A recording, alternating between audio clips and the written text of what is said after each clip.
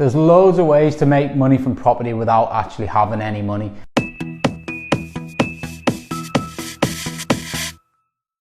Now, there are the full no money down strategies, which is, not investing a penny. I personally don't think that exists. I do think you need a tiny bit of money from somewhere. I think, if you have £400 or £500, you can probably get going. That's all you need. I've done deals, I've done rent to service accommodation deals where all we needed to buy was a smart TV and, a couple of pots and pans and we're away.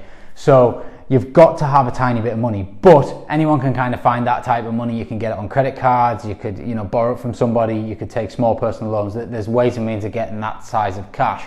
So you can get into property with no money, and it's through control and strategies. So strategies such as rent to rent, whereby you're going to go over to a landlord and you're going to rent their property off them. Now, it's not rented on an AST basis, but the contract side of things I'll cover in a different video.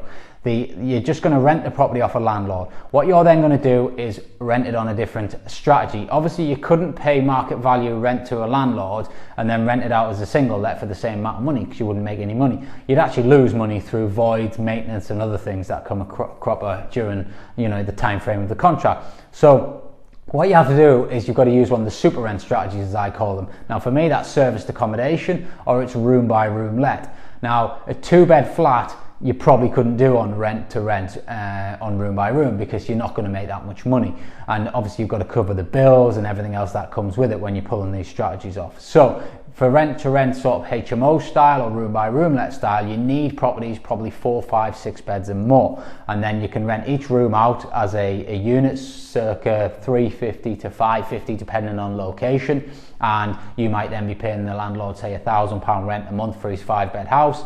You're renting it out for £400 per room. If you get it full, then obviously you're going to make some decent money after bills are paid, and that's how you execute that strategy. On the flip side, serviced accommodation, which for me is a great strategy, something I'm really passionate about. We have a lot of it in our portfolio, and it makes us a lot of money when we do it right and when we get the right properties. It's simply, you can use smaller properties, so you can find 1-bed flats, you can find 2-bed flats, you can find 3-bed houses. Those smaller properties that don't lend themselves to room by rooms and HMO type operations, then you can use them as serviced accommodation. You can pay market rent to a landlord, you then rent it out on a nightly basis, you run it as a mini hotel operation, and it lends itself to some good money. Again, it all comes down to the acquisition costs. If you're paying too much for properties in the wrong areas and your research and due diligence is no good, then you'll blow money. It's not as easy as just going out there and jumping on Rightmove and going to the rentals and saying, right, I want to rent those 10 properties. Not all 10 properties might work. Also, not all landlords are going to be open to these ideas as well. So you've got to understand the ins and outs of how they all work and figure out how you can propose your value proposition to the landlord, why it's a win-win situation for both parties, how you're going to solve his problems, and so on and so forth. And once you get that across, then the landlord's going to be very keen on doing business with you, because in my eyes it's 100%.